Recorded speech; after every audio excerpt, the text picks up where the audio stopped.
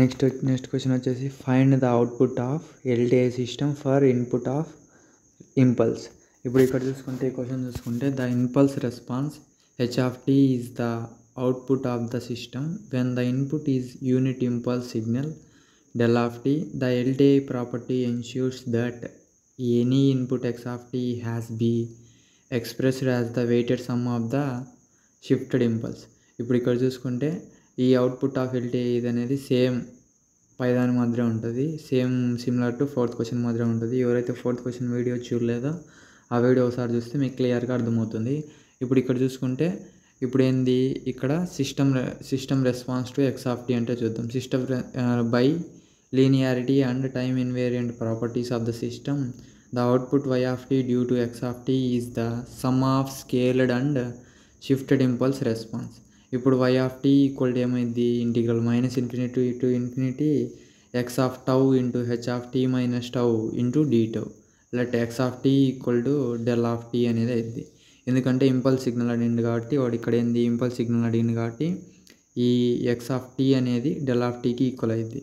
ఇప్పుడు ఇక్కడ చూసుకుంటే ఎక్స్ ఆఫ్ టీ ప్లస్లో డెల్ ఆఫ్ టీ సబ్స్టిట్యూట్ చేద్దాం. Del of T is the impulse signal and it is satisfied as integral -∞ to infinity del of T into dt equal to 1 అనేది వస్తుంది. ఎప్పుడు tea equal to 0 అయినప్పుడు. ఒకవేళ అది not equal to tea అనేది not equal to 0 అయినప్పుడు దాని యొక్క ఇంపల్స్ సిగ్నల్ వచ్చేసి 0 అవుతుంది.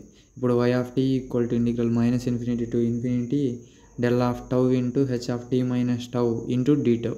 ఇప్పుడు ఇది చేసిన తర్వాత ఇది ఈక్వల్ వచ్చేది Y of tea equal to H of టీకి ఈక్వల్ అయితే దాన్నే అవుట్పుట్ ఆఫ్ ఎల్టీఐ సిస్టమ్ అంటాం. ఇప్పుడు ఇక్కడ చూసుకుంటే అవుట్పుట్ ఆఫ్ ఎల్టీఐ సిస్టమ్ ఎప్పుడు ఇన్పుట్ అనేది ఇంపల్స్లో ఉన్నప్పుడు అవుట్పుట్ ఆఫ్ ఎల్టీఐ సిస్టమ్ వచ్చేసి ఎక్స్ ఆఫ్ టీకి ఈక్వల్ అనమాట. నెక్స్ట్ దీంతోనే బీ క్వశ్చన్ చూసుకుంటే state the condition of LTI system to be causal and stable. Causality అంటే మీకేమని చెప్పిన the LTI system is a causal, its output at any time n depends only on the present and past values of input, no future values. ఒక output అనేది దేని మీద depend అవుతుంది అంటే present and past values మీద depend అయితే దాన్నే causality అంటాం.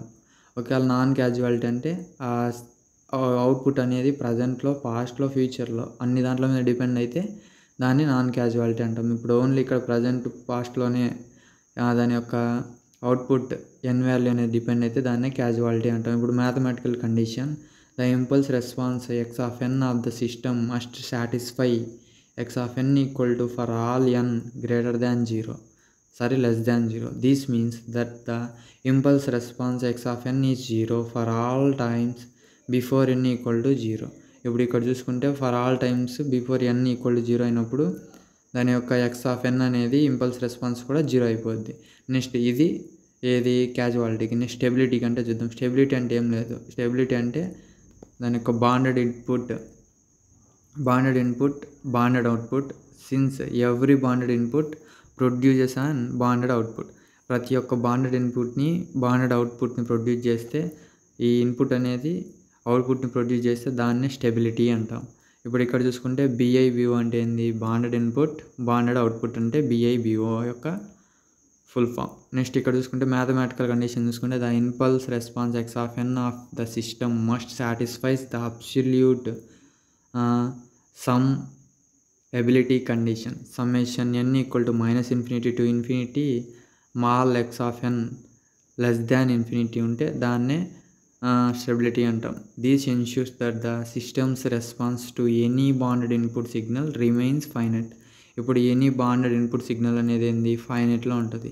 If both conditions are satisfied the system is casual and stable. ఇప్పుడు వాళ్ళు ఇచ్చిన సిస్టమ్ అనేది క్యాజువల్లో ఉంటుంది, నెక్స్ట్ స్టేబుల్లో ఉంటుంది. నెక్స్ట్ దీంతోనే థర్డ్ సి క్వశ్చన్ చూసుకుందాం. List the properties of convolution integral.